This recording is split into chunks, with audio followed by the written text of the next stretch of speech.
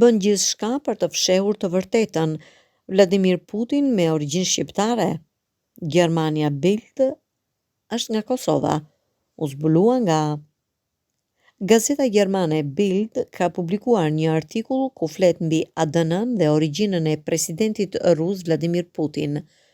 Mediat gjermane pretendojnë se hakerat janë ata që kanë arritur të zbulojnë ADN-n e Vladimir Putin. Lajmi vjen vetëm pak ditë pasi u zbulua se Putin është aq i kujdesshëm për mbrojtjen e ADN-s së tij, sa që në udhëtimet jashtë shtetit, shoqëruesit e tij ja mbledhin feçet me qese dhe i marrin me vete. Nga frika se dikush mund të zbulojë origjinën e tij genetike dhe dobësitë e lidhura me to, Putin shmang kontaktin fizik me shumicën e mysafirëve të tij.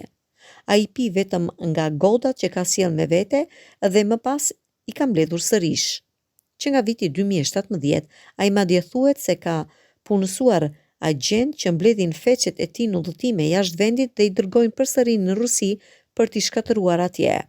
Por asnjë nga këto nuk e ndihmon më shefin e Kremlinit, thuhet në artikullin e Bild.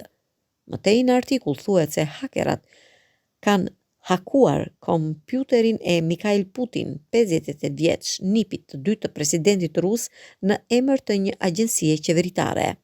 Sipas asaj që raportohet në mediat gjermane, gjyshrit e Vladimir Putinit janë stërgjyshrit e Mikhail Putin. Prandaj, dy Putinët kanë një ngjashmëri genetike prej 6,25%. Kështu që Mikhail dhe Vladimir të dy mbajnë të njëjtin haplogrup mashkullor Y, pasi ata kanë një paraardhës të përbashkët në linjën atërore. Kjo do të thotë se ata kanë të njëjtat mutacione në kromozomin Y të tyre.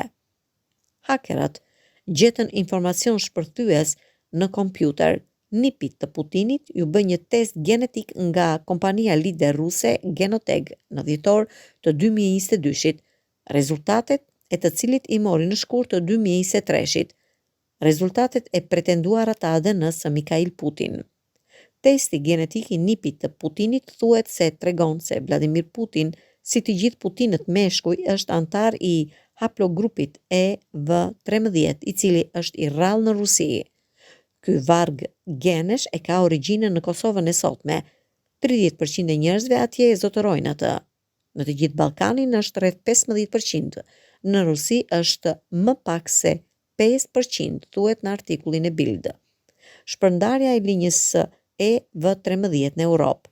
Mëtej shtohet se ADN-ja EV13 mund të përbëjë disa rreziqe për pronarët e saj, duke përfshirë Mikhail dhe Vladimir Putin.